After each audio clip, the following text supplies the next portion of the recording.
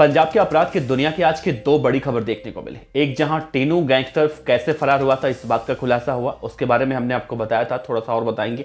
और दूसरी खबर यह है कि गैंगस्टर लॉरेंस बिश्नोई, जग्गू भगवानपुरिया, गोल्डी बराड़, सचिन बिश्नोई, अनमोल बिश्नोई या फिर सिद्धू मूसेवाला की हत्या में जितने भी गैंगस्टरों का नाम सामने आया, अब उनका कुछ भी नहीं हो सकता और अब शायद वो इस मामले से बरी भी हो जाएं।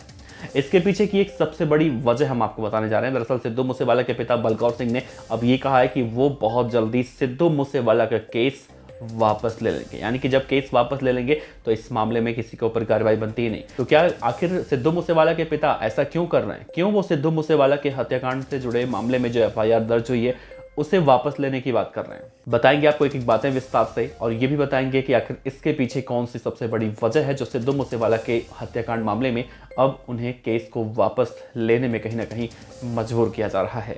नमस्कार, मेरा नाम है देवनाथ पांडे और आप देख रहे हैं बीडीएफ न्यूज की क्राइम सीरीज खलनायक, जिसमें हम आपको सुनाते हैं अपराध की दुनिया की छोटी और बड़ी खबरें।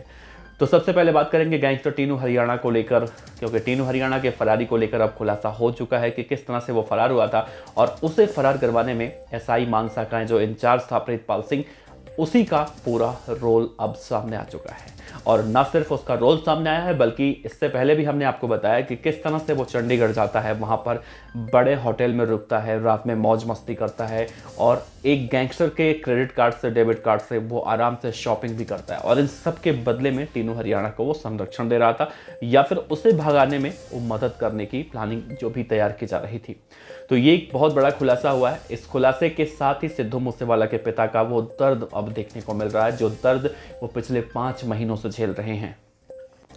सिद्धू मूसेवाला के पिता बलकौर सिंह ने अब साफ तौर से ऐलान किया है कि सिद्धू मूसेवाला के केस में, यानी कि उनके बेटे की हत्या के केस में 5 महीने का वक्त बीत चुका है और इन 5 महीनों में पंजाब पुलिस कुछ भी करने के बजाय उनके समर्थकों को, यानी कि सिद्धू मूसेवाला के जो प्रशंसक हैं, उन्हें परेशान किया जा रहा है, उन्हें परेशान करने की कोशिश की जा रही है ताकि इस पूरे मामले में कहीं ना कहीं इस मामले को दबाया जा सके, ताकि इस मामले में जो असल सच्चाई है उसे दबाई जा सके। सिद्धू मूसेवाला के पिता बलकौर सिंह ने यह भी कहा है कि अगर उन्हें बहुत जल्दी इंसाफ नहीं मिला तो ना सिर्फ इस मामले से जुड़ी एफआईआर को वापस लेंगे, केस को वापस लेंगे, बल्कि वो इस देश को छोड़कर हमेशा हमेशा के लिए विदेश चले जाएंगे। सोचिए, जिस सिद्धू मूसेवाला के पूरे दुनिया में प्रशंसक थे, जिस सिद्धू मूसेवाला के गानों की वजह से पूरे दुनिया में उनका नाम था, आज वही सिद्धू मूसेवाला के माता पिता अपने ही देश को छोड़ने के लिए मजबूर कहीं ना कहीं होते दिखाई दे रहे हैं। सिद्धू मूसेवाला के पिता ने यह भी कहा है कि पंजाब का इस समय सिस्टम इतना ज्यादा खराब हो चुका है कि वहाँ के नौजवान अब विदेश में जाने का जो रुख कर रहे हैं उसका सिलसिला लगातार बढ़ता ही जा रहा है और इसे देखकर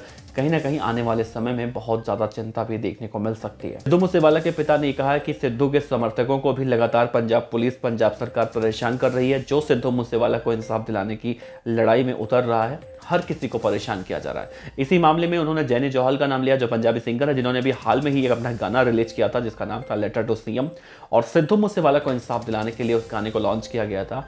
लेकिन जैसे ही गाना सोशल मीडिया पर आया, वायरल हो गया और उसके अगले ही दिन उस गाने को सोशल मीडिया पर से हटा लिया गया और इसके बाद उस सिंगर जैनी जोहल के खिलाफ एक नोटिस भी भेजी गई सरकार की, प्रशासन की तरफ से। और इस पूरे मामले में एक रीजन और दिया जा रहा है जिसमें कहा जा रहा है कि सिद्धू मूसेवाला की हत्या के बाद उनका मोबाइल फ़ोन, उनकी गन या फिर उनकी वो जो थार गाड़ी थी वो अभी भी पुलिस कस्टडी में है, उसे अभी तक पुलिस ने सौंपा नहीं है। और एक सबसे बड़ा गंभीर आरोप बलकौर सिंह ने लगाया है कि सिद्धू मूसेवाला को अब गैंगस्टरों से जोड़ा जा रहा है। हालांकि गैंगस्टर को कौन जोड़ रहा है उनसे, ये उन्होंने नहीं कहा, लेकिन उनका जो तीखा प्रहार अब सरकार और प्रशासन के खिलाफ देखने को मिल रहा है उससे कहीं ना कहीं ये कहना तो गलत नहीं होगा कि सिद्धू मूसेवाला के पिता बलकौर सिंह अब ये कहना चाह रहे हैं कि सिद्धू मूसेवाला का कनेक्शन गैंगस्टरों के साथ जुड़ा जा रहा है। अगर ऐसा सब कुछ हुआ तो बहुत जल्दी वो विदेश चले जाएंगे और सिद्धू मूसेवाला के मामले में जो एफआईआर दर्ज की गई है उस केस को वो वापस ले लेंगे। इसके लिए उन्होंने 25 नवंबर तक का समय पंजाब पुलिस, पंजाब सरकार को दिया है। तो अगर ऐसा होता है तो लॉरेंस बिश्नोई हो, जग्गू भगवानपुरिया हो या फिर गोल्डी बराड़ हो या फिर जितने भी शूटर इस मामले में शामिल थे, तो क्या उन सभी को बरी कर दिया जाएगा? हालांकि ये एक बहुत बड़ा सवाल है और ऐसा बहुत ही कम केस में देखने को मिलता है। उससे सिद्धू मूसेवाला के केस को वापस लेना इतना आसान नहीं है जितना हाई प्रोफाइल ये केस था। लेकिन एक पिता की बौखलाहट कहिए या फिर एक पिता की परेशानी कहिए, अब कहीं ना कहीं बहुत ज़्यादा एक्सट्रीम लेवल पर वो पहुंच चुका है और वो बहुत ज़्यादा परेशान होते दिखाई दे रहे हैं। तो इस पूरे मामले में आपका क्या कहना है? क्या सिद्धू मूसेवाला के पिता अब जो कर रहे हैं वो सही कर रहे हैं? क्या पंजाब पुलिस वाकई में कुछ काम नहीं कर रही है? अगर पंजाब पुलिस वाकई में कोई काम नहीं कर रही है तो आखिर जितने भी बदमाश इस पूरे मामले में गिरफ्तार हुए हैं उनकी गिरफ्तारी कैसे हुई?